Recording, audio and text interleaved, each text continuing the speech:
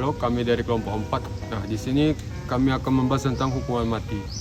Nah, yang pertama saya akan membahas tentang apa sih itu hukuman mati. Nah, hukuman mati itu merupakan bentuk sanksi pidana yang paling berat dijatuhkan oleh negara kepada seseorang yang dinyatakan bersalah melalui proses hukum. Hukuman ini mengakhiri hak hidup terpidana sebagai konsekuensi atas perbuatan yang dianggap sangat serius dan membahayakan masyarakat.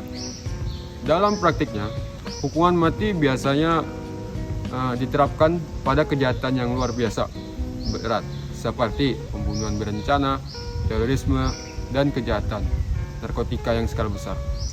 Namun, hukuman mati itu bukan hanya tentang persoalan hukum. Ia juga menyentuh aspek moral, kemanusiaan, dan etika. Nah, ketika negara menjatuhkan hukuman mati, akan muncul pertanyaan yang mendasar. Apakah negara berhak mencabut nyawa manusia atas nama keadilan?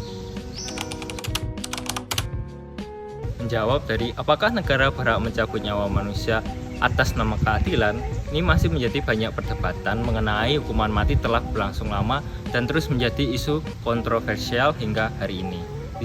Di satu sisi, manusia menuntut keadilan yang tegas terhadap pelaku kejahatan berat. Rasa sakit, trauma, dan kehilangan yang dialami korban seringkali memunculkan tuntutan hukum setimpal.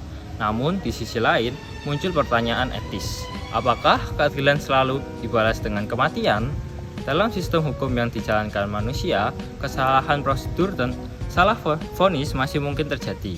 Jika hukuman mati sudah dijalankan, maka tidak ada ruang untuk memperbaiki kesalahan tersebut. Di Indonesia, hukuman mati masih dipertahankan dan sering dikaitkan dengan upaya melindungi masyarakat, terutama generasi muda, dari ancaman narkotika dan terorisme. Inilah yang menuntut hukuman mati menjadi persoalan hukum sekaligus persoalan moral. Ternyata kita masuk ke pro dan kontra di masyarakat. Nah, dalam masyarakat, hukuman mati memunculkan dua pandangan besar yang saling bertentangan.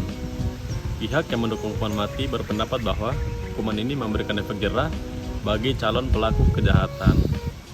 Hukuman mati juga dianggap sebagai bentuk keadilan bagi korban dan keluarganya, serta sebagai cara paling tegas untuk melindungi masyarakat agar pelaku itu tidak mengulangi kejahatan. Sebaliknya, pihak yang menolak hukuman mati menilai bahwa hukuman ini melanggar hak asasi manusia, khususnya untuk hak hidup. Mereka juga menegaskan bahwa hukuman mati tidak terbukti efektif menurunkan angka kejahatan, risiko salah eksekusi, serta hilangnya kesempatan bagi pelaku untuk bertobat dan memperbaiki diri menjadi alasan utama penolakan. Oke, sekarang kita akan masuk ke fakta dan data yang relevan. Ya, secara global, tren penerapan hukuman mati menunjukkan perubahan yang signifikan. Saat ini, lebih dari 100 negara dunia menghapus hukuman mati, baik secara hukum maupun dalam praktik. Negara-negara tersebut menilai bahwa hukuman mati tidak sejalan dengan prinsip hak asasi manusia.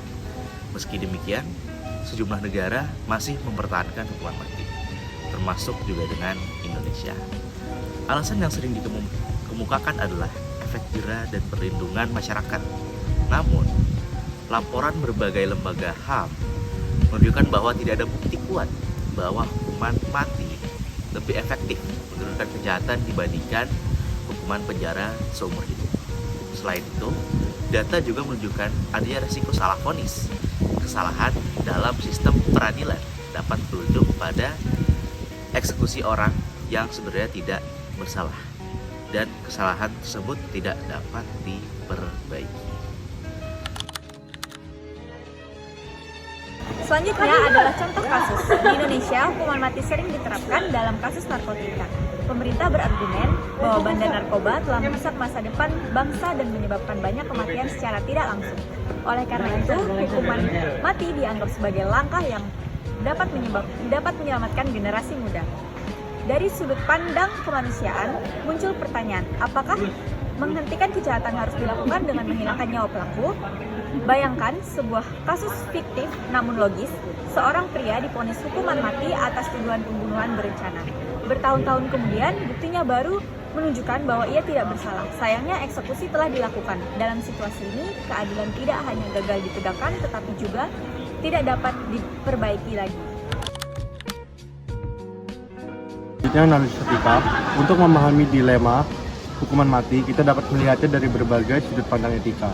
Dari perspektif deontologi, yang menekankan kewajiban moral, menghilangkan nyawa manusia dianggap salah satu cara prinsip terlepas dari akibatnya.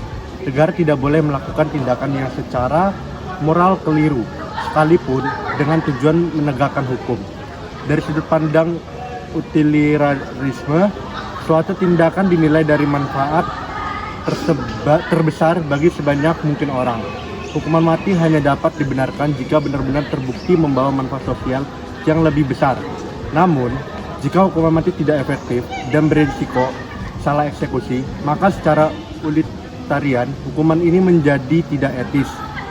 Etika kebijakan menilai moralitas berdasarkan karakter dan kebajikan manusia, seperti belas kasih, kebijaksanaan, dan keadilan.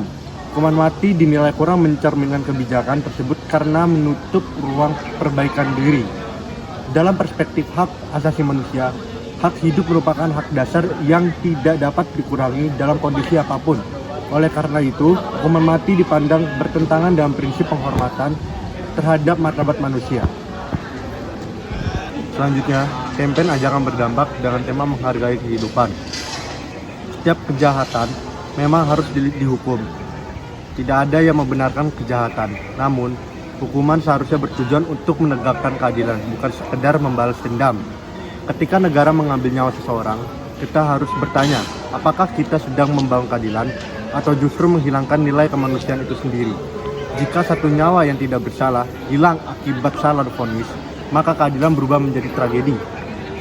Menghargai kehidupan berarti berani memilih jalan yang lebih manusiawi. Hukuman yang tegas, tapi tetap memberi ruang untuk perbaikan dan keadilan yang dapat diperbaiki. Mari kita dorong sistem hukum yang adil, transparan, dan menjunjung tinggi martabat manusia. Karena keadilan sejati bukan tentang mengakhiri hidup, tetapi tentang melindungi kehidupan. Hukum yang adil melindungi kemanusiaan, bukan menghilangkannya.